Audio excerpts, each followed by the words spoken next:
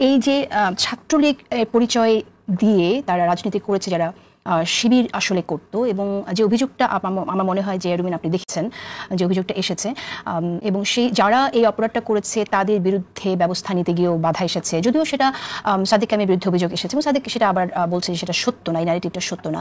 কিন্তু পুরো বিষয়টাই আমাদের মাঝে এমন প্রশ্ন এনে দিচ্ছে যে এখন কে সুপ্ত কে গুপ্ত, কোথায় কে কি করেছে সেই বিষয়গুলো ধোঁয়াশা লাগছে। আপনার একটু মন্তব্য শুনতে চাই। এটা কেবলমাত্র যে রাজনৈতিক এক ধরনের মুনাফেকি তাই নয়, এটা পুরো জাতির সঙ্গে এক ধরনের খেলা। দেখুন, আমরা তো এনসিপিরও অনেক মুখ্য যারা সামনে ছিলেন নেতা, তাদেরকেও তো দেখেছি একসময় ছাত্রলীগের হয়ে কাজ করেছেন। আমাদেরকে যেভাবে টর্চার করা হচ্ছিল, আমাদেরকে বিশ্ববিদ্যালয়ে যেভাবে বিশ্ববিদ্যালয় থেকে বের করে দেওয়া হয়েছে, একটা সামান্য ফেসবুক স্ট্যাটাস দেওয়ার কারণে আবরার ফাহাদকে, যে কোনো রাজনীতির সঙ্গে প্রত্যক্ষভাবে যুক্ত ছিল না, তাকে যেভাবে দফায় দফায় মেরে তার মৃত্যু এনশোর করা হয়েছে, সেখানে শিবির পরিচয়ে বিশ্ববিদ্যালয়ের রাজনীতি করাটা সেই সময় তাদের জন্য কতটুকু সম্ভবপর ছিল সেই প্রশ্ন তারা তুলতে পারে। তবে একই সঙ্গে পাল্টা উদাহরণ তো আমরাও দিতে পারি যে আমাদের ছাত্র দলের ছেলেদের উপরও তো কম নির্যাতন হয়নি, বিএনপি পুরো দলটির উপরও তো নির্যাতন কম হয়নি। কিন্তু আমার মনে হয় না আপনি একটি উদাহরণও দেখাতে পারবেন যেখানে দেখা যাচ্ছে যে একজন ছাত্র দল কর্মী বা যুব দল কর্মী বা স্বেচ্ছাসেবক দলের কর্মী কিংবা অন্য কোনো ভাতৃপ্রতিম বা অঙ্গ সংগঠনের কোনো কর্মী আওয়ামী লীগ পরিচয় বা আওয়ামী লীগের কোনো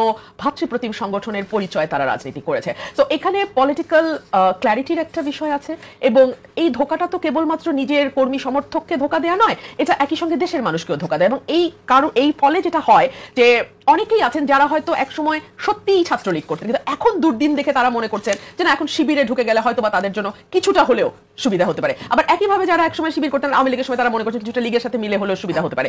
সো আননোন ফেসের এটা হচ্ছে সুবিধা।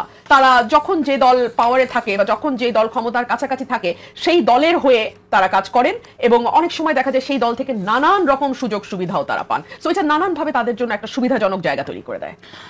বেস্ট আফসারজন ফুয়াদ, আমি আপনার কাছে শুনতে চাই। আসলে এখানে তো নীতি এবং কৌশল এই বিষয়টা চলে এসেছে। আমরা দেখছি যে অপকৌশল গ্রহণ করেছে যারা সেখানে ছাত্রলীগের নানা পদ ছিল। সবচেয়ে গুরুতর অভিযোগ হচ্ছে তাদের অনেকে আবার নিজেরই দলের কর্মীদের টর্চার পর্যন্ত করেছে নিজের অবস্থানকে প্রতিষ্ঠিত করার জন্য, আরো ভালো পজিশন পাওয়ার জন্য। এটা তো অত্যন্ত খারাপ। এটা কি প্রভাব আলটিমেটলি রাখলো আপনি একটু বলেন। ধন্যবাদ। শুরুটা আসলে গোড়ায় যেতে হবে। গোড়ার জায়গাটা হচ্ছে যে বাংলাদেশে ৭১কে কেন্দ্র করে যে মুক্তিযুদ্ধের চেতনা ব্যবসাটা হয়েছে, এই ব্যবসাটা দিল্লি এবং কলকাতার বয়ানের যে ডিসকোর্স যারা তৈরি করেছেন গত ৬ দশক ধরে, এই অপরায়ণের রাজনীতিটাকে মাথায় নিয়ে এই প্রসঙ্গটাকে দেখতে হবে যে কারা প্রতিনিয়ত এই রাষ্ট্রের বিভিন্ন শ্রেণীর নাগরিকদেরকে অপর করেছেন। আপনি দেখেন, যুদ্ধের পরে ইমিডিয়েটলি আমরা দেখলাম যে পার্বত্য চট্টগ্রামের জনগোষ্ঠী যারা কাঁধে কাঁধ মিলিয়ে যুদ্ধ করেছে হাজারে হাজারে, তাদেরকে শেখ মুজিব বললেন বাঙালি হয়ে যাওয়ার জন্য। কেন? কারণ আমাদের সংবিধানে বাঙালি জাতীয়তাবাদকে মুক্তিযুদ্ধের অংশ হিসাবে বলা হচ্ছে, রাষ্ট্র পরিচালনার মূলনীতি আকারে এটা থাকবে, যেটার প্রতিবাদ তারা করেছেন। এখন বাঙালি হয়ে যাওয়ার মধ্য দিয়ে আসলে আপনি কি বলবার চেষ্টা করেছেন? তাকে আপনি অপর আকারে স্বীকৃতি দিলেন। এই অপর তখন ফাইট করলো এই রাষ্ট্রকে যে আমি আসলে অপর এই হিস্সাটা মেনে নিব না, কারণ এই দেশটা আমারও। এবং এটা রেজাল্ট দেখলাম, আপনার জনসংহতি সমিতি সন্তুল আরমারা মিলে সেই ৭২ থেকে অস্ত্র নেওয়া শুরু করলো। নিতে নিতে ৩০ বছর ৩৫ বছর রাষ্ট্রে একটা ইনসার্জেন্সি চললো, ব্যাপকভাবে চললো। কেন করেছে? কাকে আপনি দায়ী করবেন? আপনি কি শুধু সন্তুল আরমা, চাকমা জনগোষ্ঠী, ইউপিডিএফ এর ছেলেমেয়েরা যারা অস্ত্র হাতে আন্দোলন করেছে, সার্টেনলি তাকে আপনি দায়ী করতে পারবেন, কিন্তু রুট কজটা ক্রিয়েট কে করেছে?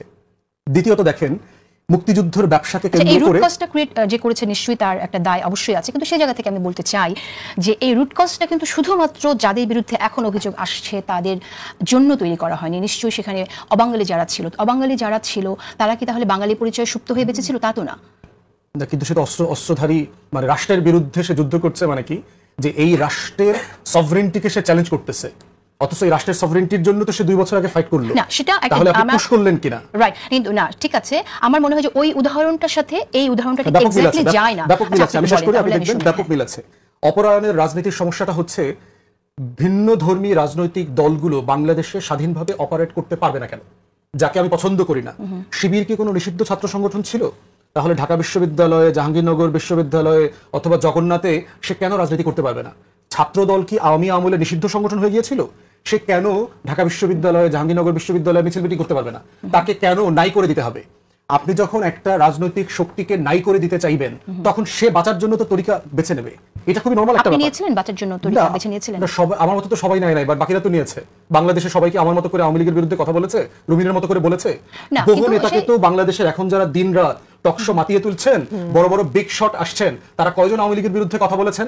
রাতের বেলা ঝগড়া করার লোক তো রুমিন ছাড়া খুব বেশি চোখে পড়ে না। কিন্তু ঠিক আছে, সেটা ঠিক আছে, কিন্তু আমরা যখন ছাত্রদের নিয়ে কথা বলছি এবং ক্যাম্পাস নিয়ে, ঢাকা ইউনিভার্সিটি ক্যাম্পাস নিয়ে কথা বলছি, সেখানে গণরুমে টর্চারের কথা আমরা জানি, কিন্তু এটা একটা ভয়ানক তথ্য কি নয় যে সেই গণরুমে টর্চার করতো যারা, তারাই পরবর্তীতে দেখা গেল যে শিবিরের সাথে জড়িত ছিল এবং তাদেরই সহপাঠী ভাই এবং একই দলের সাথী ভাই বিরুদ্ধে ধরনের ফৌজদারি অপরাধ পলিটিক্যাল ক্রাইসিসের সাথে মিলায় দেখা যাবে না। না, কাউকে যদি কেউ মারধর করে এটা একটা ফৌজদারি অপরাধ, অন্যায় কাজ, তাকে আইনের আওতায় এনে সাজা দিতে হবে, এটা হলো বাস্তবতা।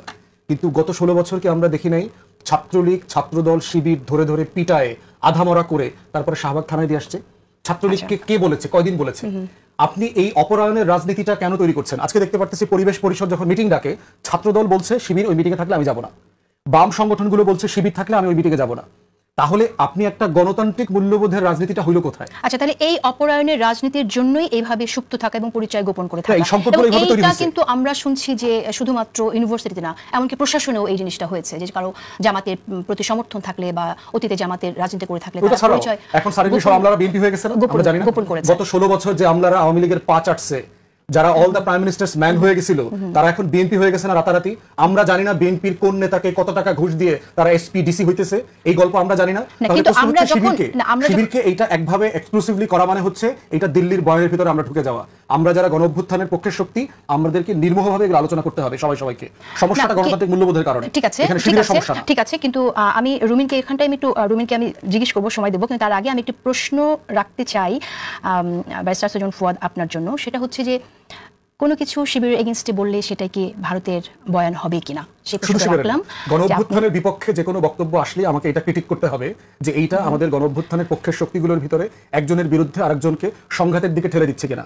কারণ এই গণ অভ্যুত্থানে ছাত্রদলও জীবন দিয়েছে, শিবিরও জীবন দিয়েছে, বিএনপিও জীবন দিয়েছে, হেফাজত, জামাত, এনসিপি সবাই জীবন দিয়েছে। কিন্তু আমরা যেটা রুমিন যেটা বললো যে ছাত্রদলের বিরুদ্ধে, আপনিও বলেছেন অপরায়ণের রাজনীতির শিকার তো ছাত্রদল হয়েছে, তো ছাত্রদল কিন্তু আবার আওয়ামী লীগ করেছে, সেই উদাহরণ আমি বহু ঘটনা জানি। ছাত্রদলের ছেলেপেলেরা ছাত্রলীগের কমিটিতে গেছে, আবার রিসেন্টলিও তো ছাত্রলীগ করা ছেলেপেলে পদস্থলে তারা ছাত্রদলের কমিটিতে আসছে, সমালোচনা হচ্ছে না। আপনারা তাহলে যারা ছাত্রদলের ছেলেপেলে ছাত্রলীগ করেছে এবং আবার ফিরে আসছে, তাদের গ্রহণ করছেন কেন? দেখুন, তারা তো আর পরিচয় দিয়ে বলছে না যে আমি ছাত্রলীগ করতাম এখন ছাত্রদল করতে চাই।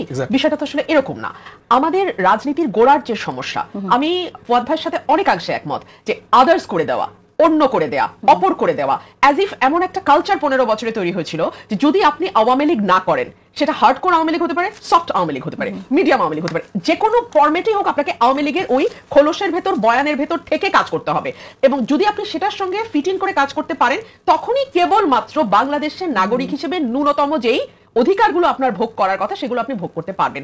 এর বাইরে আপনি যদি আওয়ামী লীগের বয়ানকে চ্যালেঞ্জ করেন, আওয়ামী লীগের ন্যারেটিভের বিরুদ্ধে দাঁড়ান, আওয়ামী লীগের রাজনীতির সমালোচনা করেন, আওয়ামী লীগ সরকারের সমালোচনা করেন, আপনাকে জীবন দেওয়া থেকে শুরু করে জেল জুলুম পর্যন্ত যে কোনো ধরনের কনসিকুয়েন্স আপনাকে ফেস করতে হবে। সো এই যে একটা ভীতি তৈরি করে দেয়া, এবং 15 বছর কিন্তু অনেক লম্বা সময়। আমরা চট করে বলে ফেলি 15 বছর, 15 বছর ইজ আ লং টাইম। যে ছেলেটার জন্ম হয়েছে সে এখন কিশোর, সে তারুণ্যের দিকে যাত্রা করেছে। সো 15 বছরে যখন একটা পলিটিক্যাল কালচারের মধ্যে জিনিসটা প্রথিত হয়ে যায় যে তুমি সরকারি বয়ানের বাইরে, সরকারি দলের বয়ানের বাইরে যদি ভিন্ন মত লালন করো, পালন করো, তোমাকে যে কোনো কনসিকুয়েন্সের জন্য রেডি থাকতে হবে। এখন যারা বেঁচে থাকার জন্য ওই প্রসেসটা নিয়েছে, অবলম্বন করেছে, ছাত্র দলে যদি কেউ করে থাকে বা বিএনপিতে যদি কেউ করে থাকে, শিবিরে যদি কেউ করে থাকে, তাদেরকে ভবিষ্যতে ট্রাস্ট করার জায়গায় আমরা কি আশা করব? দেখুন, আমরা যদি পলিটিক্যাল কালচারটা চেঞ্জ করতে না পারি, আমরা কিন্তু 1000 কর্মী, 5000 কর্মী, 10,000 কর্মী বদল করে বা তাদেরকে অবিশ্বাস করে বা তাদেরকে দল থেকে বের করে দিয়ে কিংবা তাদেরকে দলে কোণঠাসা করে রেখে আমরা পলিটিক্স করতে পারবো না। রাজনীতির গোড়ার সমস্যাটাকে, একটা তো ফুয়াদ ভাই বললেন যে আদার্স করে দেয়া এবং তাকে সকল রকম ঝুঁকির মুখে ফেলে দেয়া, আর দুই হচ্ছে লোভের রাজনীতি। কারণ একটা সময় আমি যখন ছোট ছিলাম, আমার বাবার পলিটিক্স আমি দেখেছি এবং তার কাছ থেকে যে বয়ানগুলো শুনেছি যে প্লেন লিভিং হাই থিঙ্কিং, খুব সাদামাটা জীবনযাপন হবে কিন্তু চিন্তাটা হবে অনেক উচ্চ মার্গের। আর এখন হচ্ছে প্লেন থিঙ্কিং হাই লিভিং এর যুগ। পলিটিশিয়ানরা কতজন থাকে গুলশান বনানীর বাইরে আপনি বলেন তো? তাদের সোর্স অফ ইনকাম কি আপনি বলেন তো? কটা পলিটিশিয়ানের আপনি প্রফেশন দেখাতে পারবেন? কটা পলিটিশিয়ান এসছে বাপের জমিদারি থেকে? ম্যাক্সিমামই তো বস্তি থেকে উঠে গিয়ে গুলশানে উঠে গেছে। আমি জেনে বলছি আপনাকে, সকল দলেরই এক চিত্র। ম্যাক্সিমামেরই পারিবারিক ব্যাকগ্রাউন্ড চেক করবেন, ওই ব্যাকগ্রাউন্ডে আপনি কোনো 2-3 পুরুষের ইয়ে তো দূরেই থাক, এক পুরুষের শিক্ষাও খুঁজে পাবেন না। তো তারা অনেকগুলো বিষয় বড় বড় জায়গায় চলে গেছে। না, আমি শেষ করছি। সো নতুন যে ছেলেটি রাজনীতিতে ঢোকে, সেও বিশ্বাস করে হ্যাঁ আমি খালি পকেটে ঢুকতে পারি, কিন্তু এটা তো ইয়াবা ব্যবসার মতো, এটা তো হেরোইন ব্যবসার মতো, আমি তো রাতারাতি আঙুল ফুলে কলা গাছ হয়ে যাবো। সো আমি বরং সরকারি দলের সঙ্গেই থাকি, এখানে নীতি আদর্শের কোনো কারবারই নাই। এখানে নীতি আদর্শের কোনো বিষয় এখানে কাজ এই করে জায়গা না। থেকে আমরা বের হতে পারলাম না, বার হতে পারি নাই তো। বার থেকে আমরা চাইছি, আপনাকে কে বললো বার হতে আমরা চাইছি? না হলে এত বড় একটা সুযোগ এক বছর আমরা হেলায় হারালাম কি করে?